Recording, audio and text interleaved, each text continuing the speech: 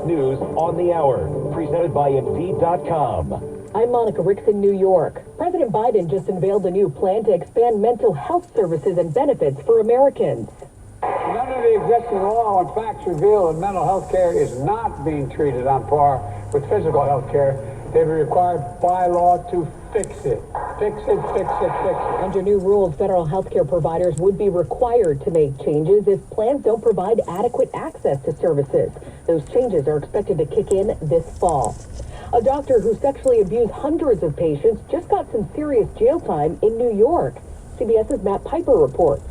Gynecologist Robert Haddon has been sentenced to 20 years in prison. The 64-year-old abused patients during exams from the 1980s through 2012 at prominent New York hospitals, including Columbia University. Prosecutors said as many as 245 women said Haddon sexually abused them with gloveless fingers and sometimes orally. Nearly 200 million Americans are now feeling the intense heat as it spreads further north and into the Midwest.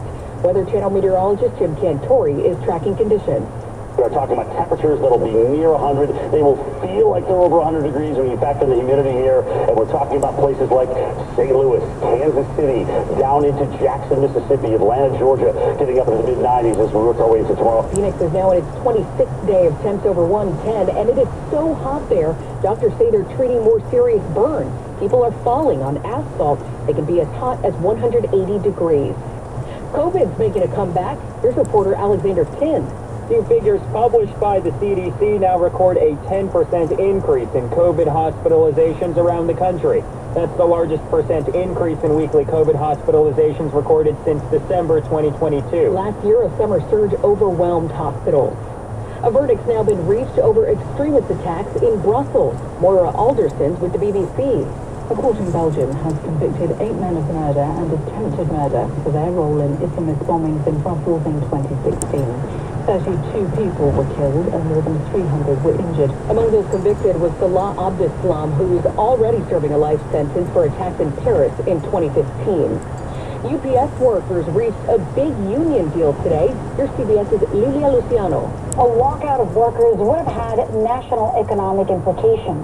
UPS delivers roughly 24 million packages every single day. The company described the agreement as a, quote, win-win. The union says, quote, the agreement puts more money in our members' pockets. The biggest wins, more pay for part-time workers and AC in delivery trucks. This is CBS News. Well, that's today's news. Today's news. I didn't hear any good news, did you? I didn't think so. I guess it's all about perspective. The glass is half full. Well, as always, I want to thank you again for coming along with me on these Dash Cab News adventures. You know the drill. Peace, love, and all that hippie jazz. Bye-bye, everybody. It's 71 degrees.